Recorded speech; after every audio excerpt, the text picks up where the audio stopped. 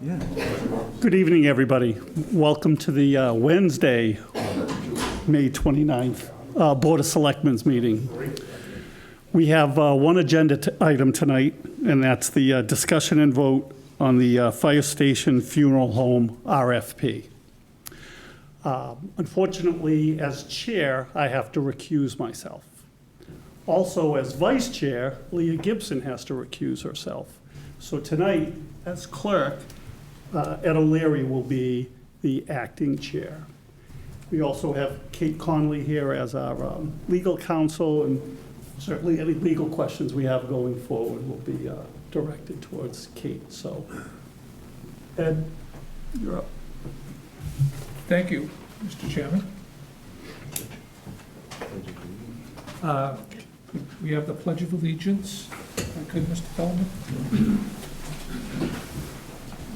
I pledge allegiance to the flag of the United States of America and to the republic for which it stands, one nation, under God, indivisible, with liberty and justice for all.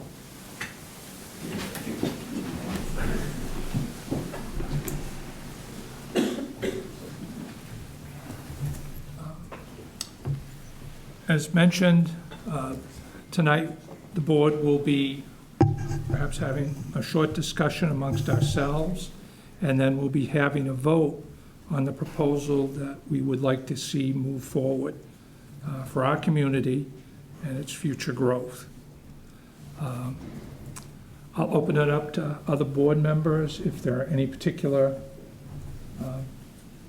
comments they want to make on our process. Well, I think we should just open it up to Kate and kind of set the ground rules. Certainly, Mr. Chairman, through you. Yeah, if you could do that for us, that would be a good introduction. Certainly, and that way everybody will know the procedures that the board needs to follow tonight. As the acting chair, O'Leary, said, this is a meeting at which the board will have a discussion. We've already had the meeting where the presentations were made. It was a meeting, not a hearing, in terms of official testimony and that sort of thing. Because the town has these positions of chair, vice chair, and acting chair, as the current chair currently explained, that's why I advised that the clerk needs to handle this. It doesn't matter whether he's new to the board or what matters is that there's a position, that there are three positions, and so you have to go in order. So that's why we've got the clerk acting as the chair. With respect to the vote, there will be one motion made with a positive vote. In other words, somebody will make a motion in favor of one of the three proposals, whatever that might be. I've requested that they accept a second. In some situations, you may see that there's a motion and there's no second, and then that motion fails. So I want people to understand that because I want the vote to be cemented as a clear vote in favor, so I want them not to just to make a motion. Sometimes those look like a procedural error if you don't get a second, but I don't want anyone thinking that if you get a motion and a second, that means, oh, that one just won. It's just, that's the process. We're also going to just do that one vote, though. There's whichever one makes it. We're not going to have a second vote, because I've seen some towns do this, and I also think that this is unclear. They then vote not to accept the other two, and I don't like that process because I don't think you need it, and it could become negative, and there's no reason for that. It's just going to be a positive discussion about whatever the board wants to do to go forward. And I think that's it, unless there are any questions about the legal process. Okay.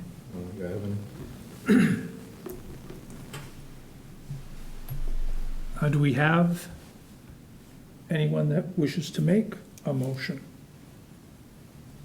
Well, I think just before we get started, as far as I'm concerned, I don't want to speak on behalf of any other board members, but a lot of time and effort went into my decision, whatever my decision will be tonight, including the review of all the studies that have been commissioned, as well as other documents.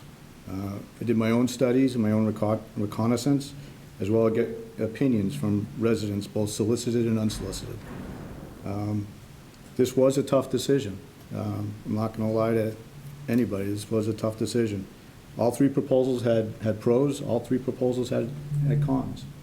And whoever's selected, it's just the start of the process for them.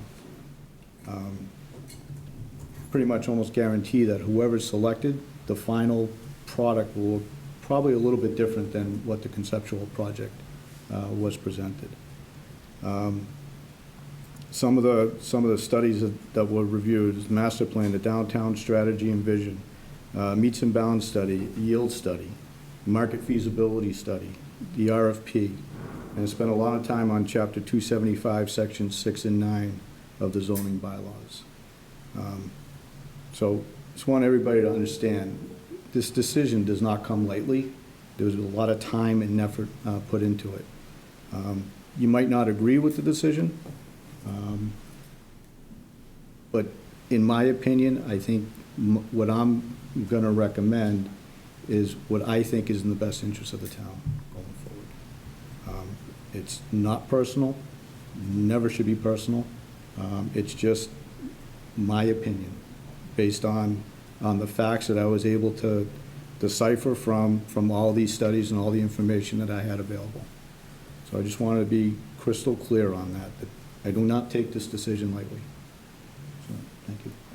Yeah, and just, this has been a long process from years and years ago too, so we're getting close, and I echo what Dave said. All three proposals have good points, some not so good points, you know, and just got to, you know, we're close. We're ready to kind of move to the next phase. So I just want to thank everybody across the board that had a part in getting us to where we are tonight too.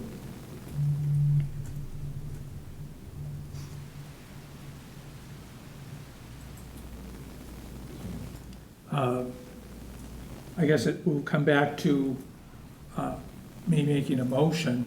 Although I am fairly new to my presence on the Board of Selectmen, I have been getting research materials to review each of the applicants even prior to the election.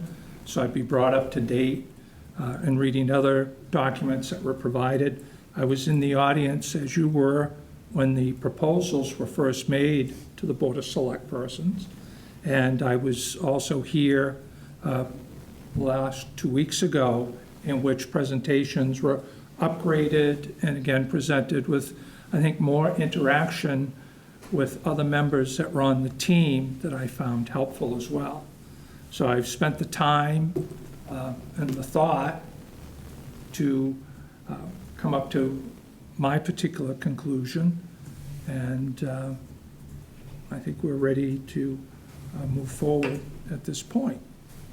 Mr. Chairman, if I may? Yes, ma'am. Just again, for clarification, it's typical that the chair asks for a motion, and you did that, and no Yes. motion was made, so you are perfectly authorized to make the motion yourself, if that's the way you want to go.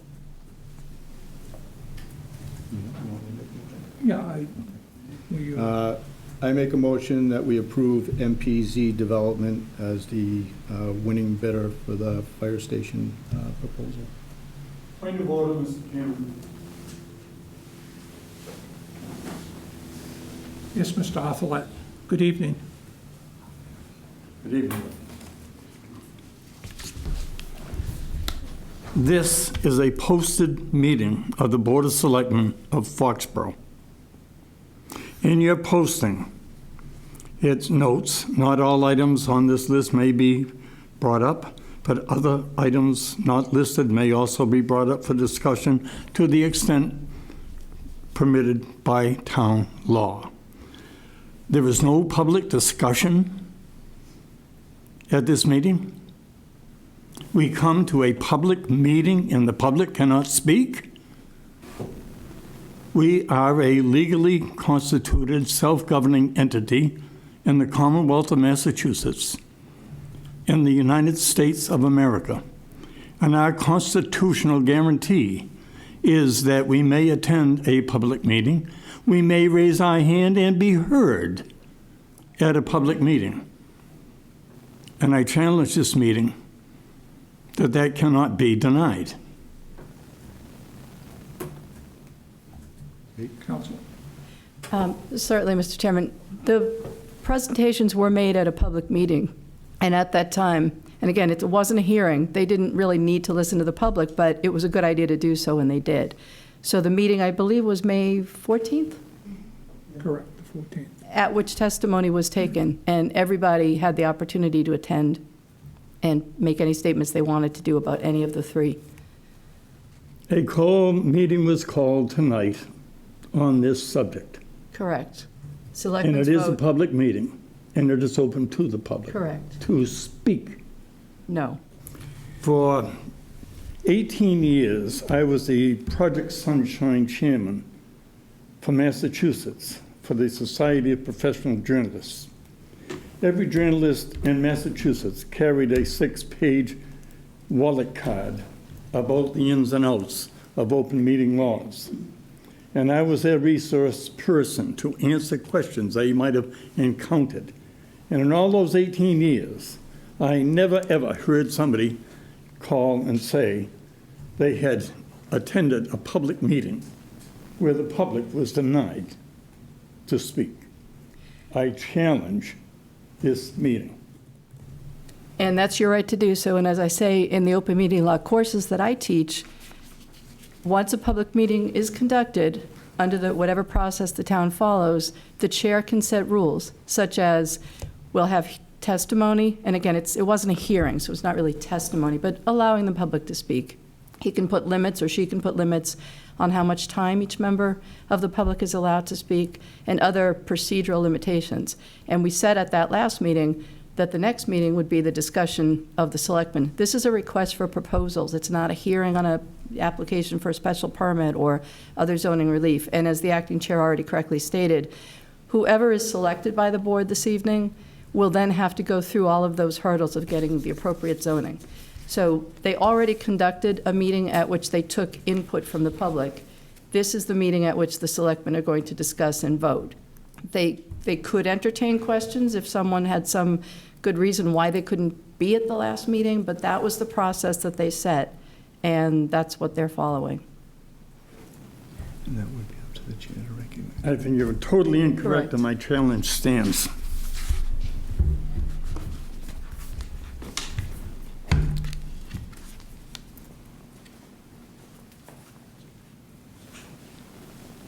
So, Mr. Chairman, it is up to you, if you feel that someone has a valid reason that they weren't here, to decide to open it up to a very limited amount of questions or comments. But you did state, or the board stated at the last meeting, that that was the process. And that is a legal process for a review of an RFP. This is just for the selectmen to make a decision. Whatever you want to do it, I'm fine with. I think I will open it for questions. If people have a very brief question or concern or comment, but again, very brief, if somebody does want to address the board prior to us making a decision.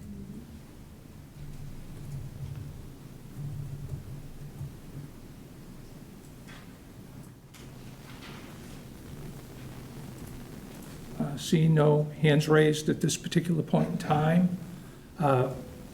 Excuse me, did that gentleman leave who was just, No. Oh, okay. Mr. Arthurlet's up in the back. okay, I couldn't see him. Go on.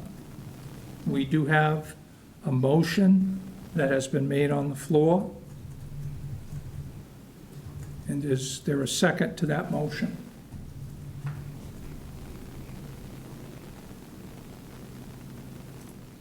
Hearing none.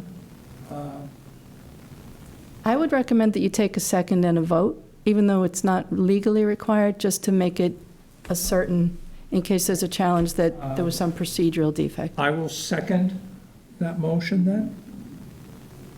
All in favor of said motion?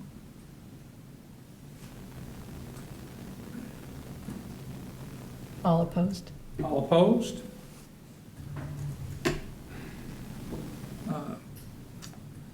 That particular proposal is now no longer considered as a result of that vote. Do we have any other motion at this point? Yeah, make a motion for the King proposal. Second. All in favor of the King proposal? All opposed? The motion has been carried, and that will be our decision with the Board of Selectmen choosing the King proposal. Any further action that I should take, counsel? No, you only needed a two-thirds majority of the, I'm sorry, a simple majority of the members present, so that's it. At this point, is it allowable to close the meeting? If you have nothing else on your agenda, which Is I there- believe you said you I don't didn't. believe there's anything else on our agenda. Okay, then a motion to adjourn. Motion to adjourn, Second. all in favor? The meeting is concluded. Thank you. Thank you.